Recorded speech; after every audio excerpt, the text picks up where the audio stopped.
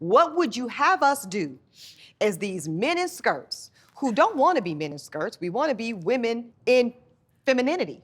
What most people don't realize is that most masculine women are masculine by mandate, not by choice.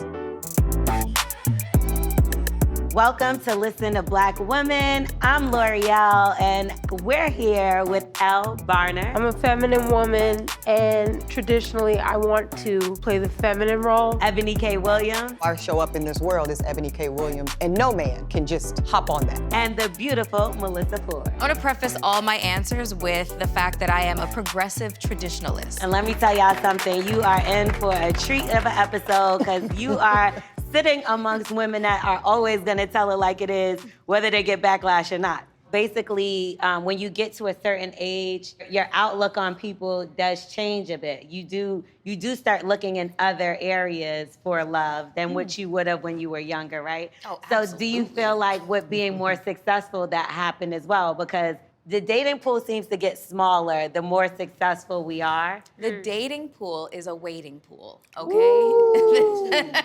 I don't have the answer. I don't, other than to blame everything on social media. And then the gender wars on blogs every single day is just contributing to the divisiveness between us. You know, it's when you go into the comments, it's such a sad state of affairs. I just leave. I'm just like, okay, I'm done. I need a But then cocktail. at what point, though, to that issue, Melissa, can we engage, right? Because I do think, at least from my experience, anytime I pose a question or a proposition or a theory, it's positioned as a gender war. I know I don't believe in war, I believe in peace. But what I also believe is peace is not the same as silence. So you can't give me a scenario that I find unacceptable and expect me to just comply with it and call it peace. That's not peace. No. That's manipulation. That's something that I can't do. But I think we've got to talk about it, because the reality is, I think Melissa and I specifically represent a generational gap too, right? Where we come from a generation, being women in our 40s, where gender roles were more concrete.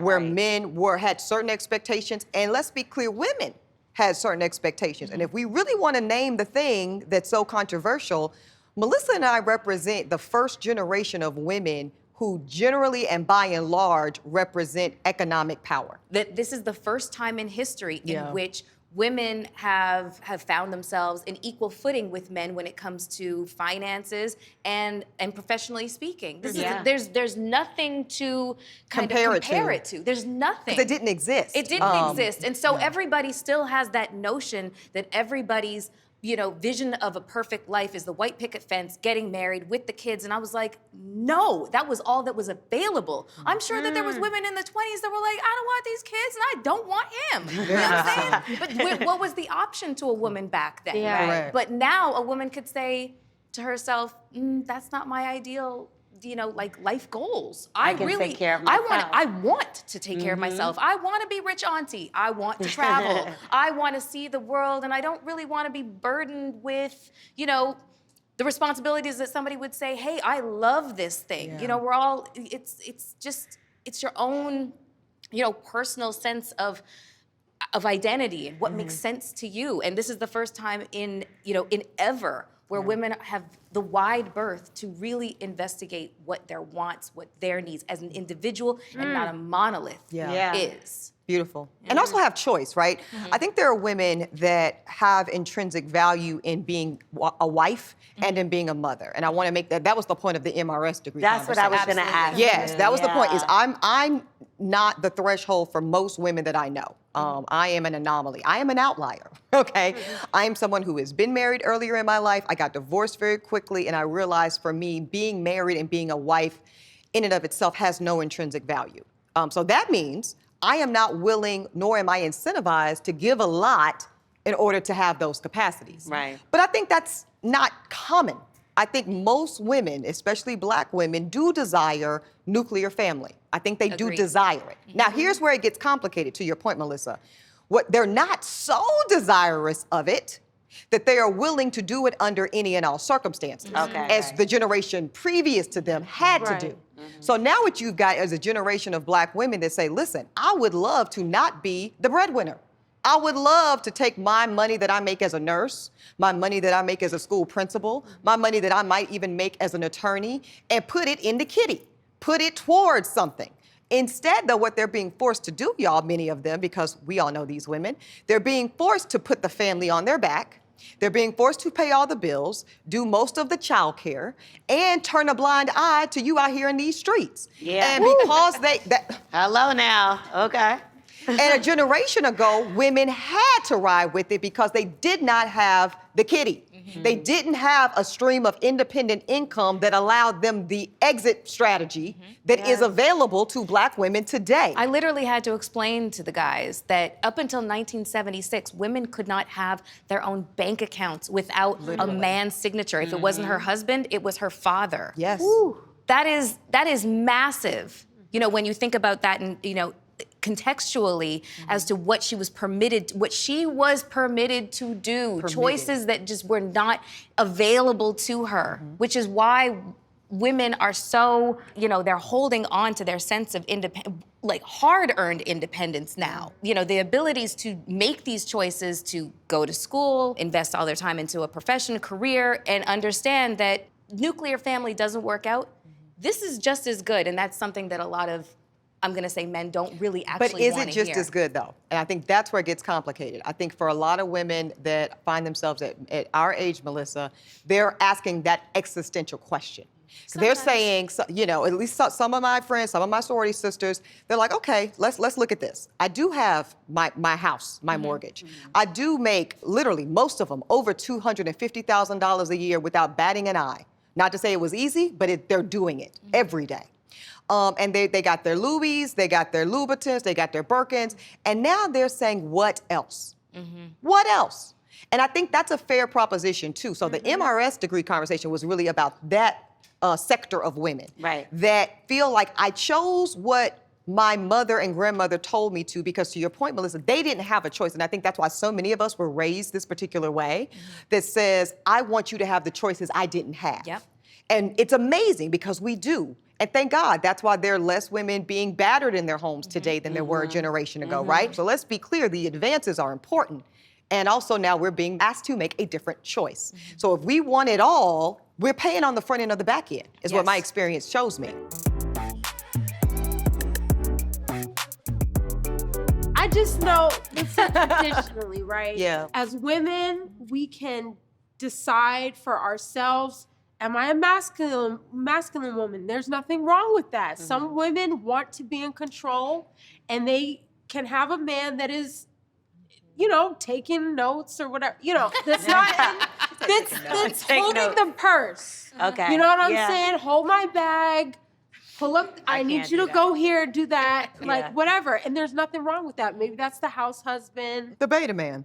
The beta man. No, but if I'm the masculine, you're the feminine, and that's what I want, there's nothing wrong with that. Right. But if I want to be a feminine woman, you need to be in control. There's so many men that are just say that they want a feminine woman, they want a submissive woman, they want a delicate woman, you know, and in order to, you know, have that sense of control. I was just like, I don't know one woman, you know, well, maybe a few, but like the majority of women that I know, they would let you lead if they didn't think you were leading them to hell. Yeah. Like, where are we going? I've been led to hell before. Where are we going? If you don't have a plan and I have a plan, that's a problem. So that's what's sad, is because that's really what I was asking Dr. Ione Levanzani in the original question, right? Yeah. The original question went like this, y'all, because she had done the Breakfast Club, and what she said was, I thought, provocative, and I was interested in it in a good faith way. She said that we have a lot of young ladies out here that are men in skirts. Wow. Right? That's what she said. She said that are men in skirts because they look pretty on the outside and they got all of this, but deep down they are men. They are leading with their masculinity. And I thought, I felt seen in that moment. Because I said, you know, I look as feminine as possible because I am trying to overcompensate. I'll own it. I'll be vulnerable. I am trying to visually overcompensate for what I know is a default masculine posture that I walk through the world with every day. Of course I do. You see my taxes. No, I mean, but for real, you know, I got a payroll, you know, and so when you are leading in this way, when you are providing not just for yourself, but for those around you, your whole community, how are you not masculine in your energy, right? Yeah. But to Melissa's point, most of the women I know, especially the Black women, we would love if we didn't have to. What people I don't wanna realize. Be soft and pink. What'd you say? I want to be soft and pink. Correct. Yeah. What most people don't realize is that most masculine women are masculine by mandate, not by choice. Yes. We're masculine because we have been made to be. Yeah. We're masculine because if I don't go qualify for this mortgage, if I don't put these kids in the best schools, if I don't really make sure that my neighborhood is safe for me and my children to walk down, it won't be safe.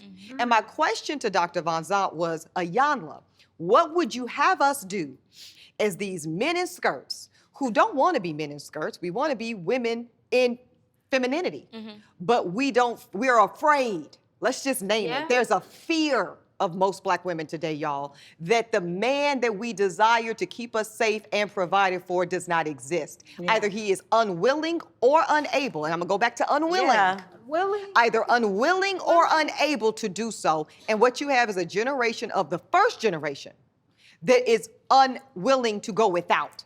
So I'm not gonna go without because I don't have to go without anymore. So if you're telling me that my only way to get it is to be a man, fuck it, I'll be a man.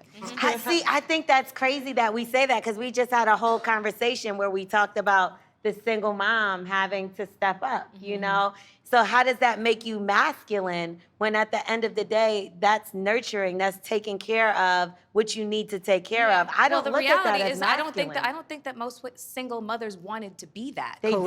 didn't, but they did what they had That's to. it. And exactly, we're all speaking from a place of Survival. from Yeah. survival, Yes. from our circumstances being hoisted upon us and we're forced to adapt to them. Just because you can adapt to circumstances doesn't mean that they are pleasant circumstances. They could be the most Correct. toxic circumstances ever, Yeah. but you have to adapt in order to survive. And now you have progeny to look after. You have children to look Yes. after. So you have no choice but to be both the masculine and the feminine in the house because the man right there, Yeah, he's not there. But I He's just not hate that participating. the taking care of is always put towards masculine. Yeah. Because that's where I think things get No, I didn't mean confused. it in- No, in not that way. Yeah. specifically you. I mean just as a whole. When the woman steps up and takes care of things, now she's masculine. Right. And it's like, well, we are taken care of.